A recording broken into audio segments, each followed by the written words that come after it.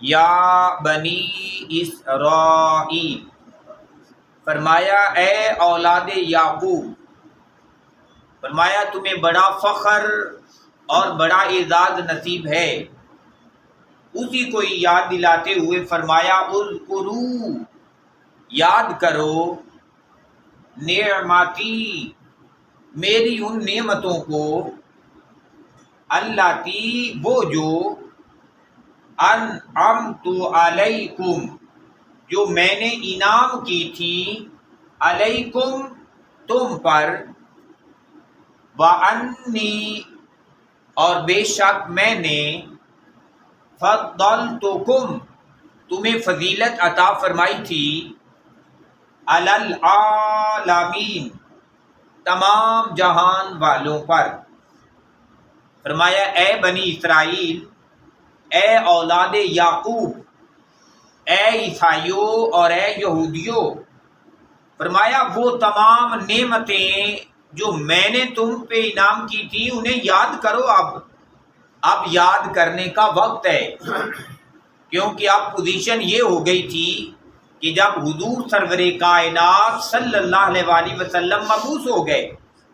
اللہ کے آخری نبی اس دنیا میں جلوہ گر ہو گئے، تو چاہیے یہ تھا کہ وہ جو بنی اسرائیل تھی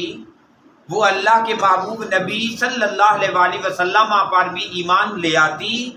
اور ان پہ جتنے انعامات اور احسانات تھے ان احسانات میں مزید اضافہ ہو جاتا، ان انعامات میں مزید اضافہ ہو جاتا۔ وہ جو ایک دوسرے کو کہتے نا کہ ہم عزت والے ہیں اور ہم شہرت والے ہیں، ہم فخر والے ہیں، تو فرمایا ان کی عزتیں بھی بحال رہتی، ان کا فخر بھی بحال رہتا، ان کے سارے سلسلے بحال رہتے۔ تو فرمایا یاد کرو میری ان تمام تر نعمتوں کو، اور یہ نعمتیں اسی لیے یاد دلائی جا رہی ہیں کہ تاکہ تم آئندہ بھی ان نعمتوں کے حقدار رہو۔ اور ان یہودیوں کے لیے اور عیسائیوں کے لیے ایک ہی سبب تھا ان نعمتوں اور فضیلتوں کا حقدار رہنے کا کہ وہ نبی آخر الزماں حضرت محمد مصطفیٰ صلی اللہ علیہ وآلہ وسلم پر ایمان لے آتے،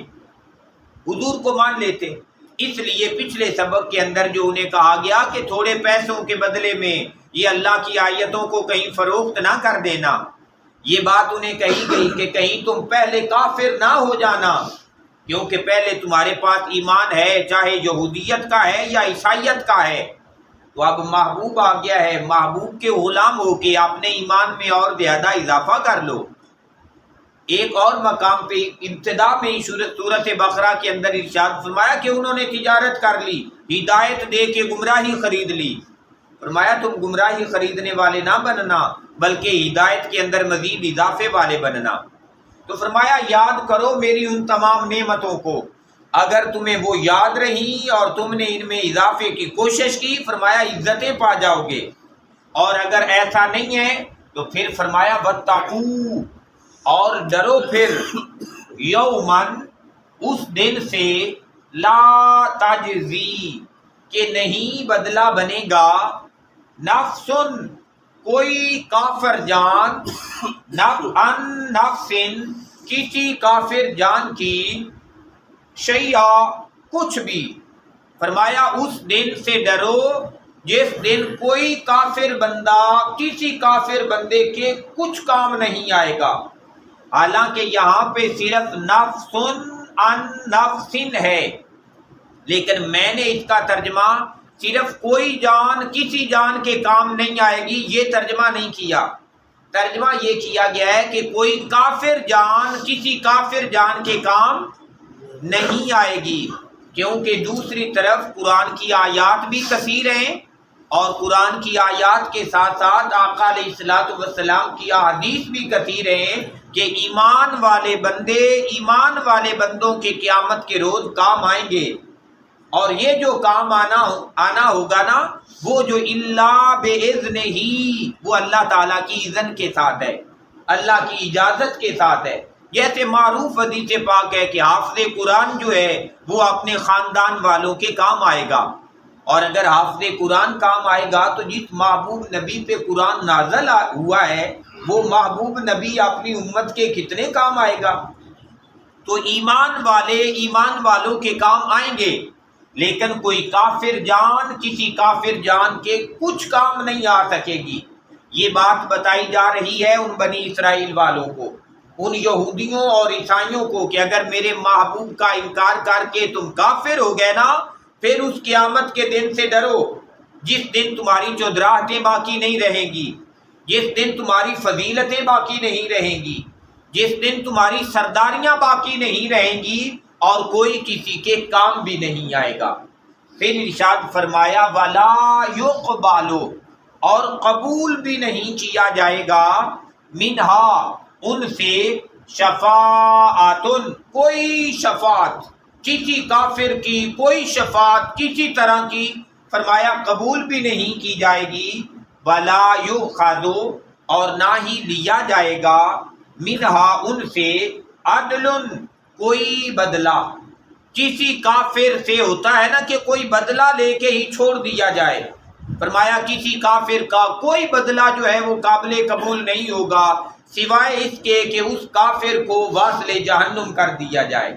اسے جہنم کے اندر ڈال دیا جائے۔ پھر ارشاد فرمایا وَلَا هُمْ، اور نہ ہی وہ لوگ جو ہیں يُنصَرُونَ، جنہوں نے انکار کیا ہوگا،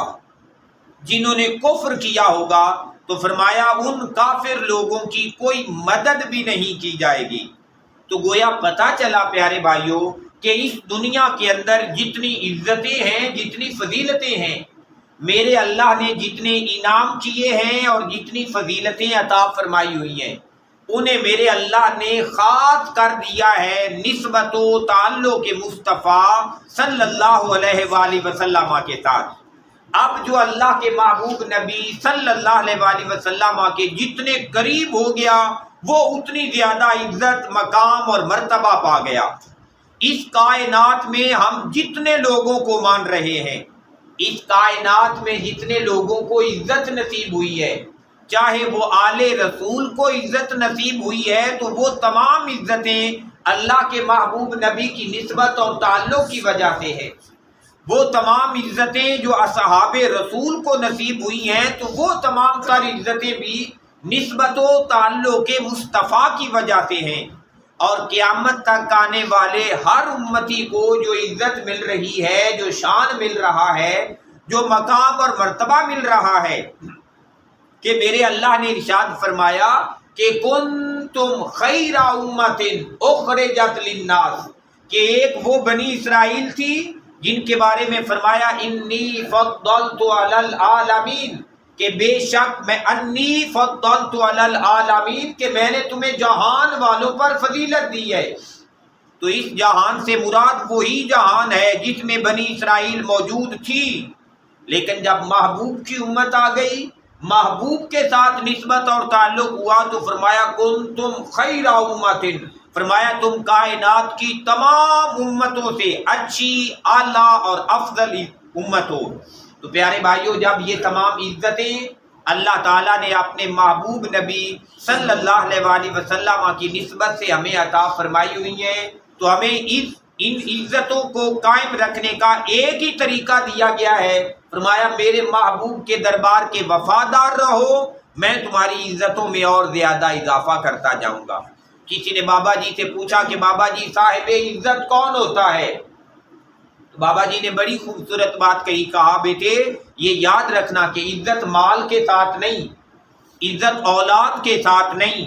عزت کار کوٹھیاں سٹیٹس کے ساتھ نہیں۔ کہتے ہیں کہ صاحب عزت وہ ہوتا ہے جس کی مجلس میں بیٹھ کے کوئی اپنے آپ کو ذلیل نہ سمجھے، کوئی اپنے آپ کو گھٹیا نہ سمجھے، بلکہ اس کے پاس بیٹھ کے تو بندہ فخر محسوس کرے کہ مجھے ان کے پاس بیٹھنا نصیب ہو گیا ہے۔ لیکن اگر کوئی بندہ کسی کے پاس بیٹھے اور وہ اپنے آپ کو گھٹیا شمار کرے اور سمجھے کہ یار میں کس بندے کے پاس بیٹھ گیا ہوں، تو ایسا بندہ کسی صورت صاحب عزت نہیں ہو سکتا ہے۔ تو پیارے بھائیوں، ہماری عزت گویا اس بات میں ہے کہ ہم کسی کو گھٹیا نہ سمجھیں، ہم کسی کو ذلیل نہ سمجھیں، کسی کو کم تر نہ سمجھیں۔ تو جو دوسروں کو کم تر نہیں سمجھتا ہے، میرا اللہ اس بندے کی عزتوں کو کبھی کم ہونے ہی نہیں دیتا ہے۔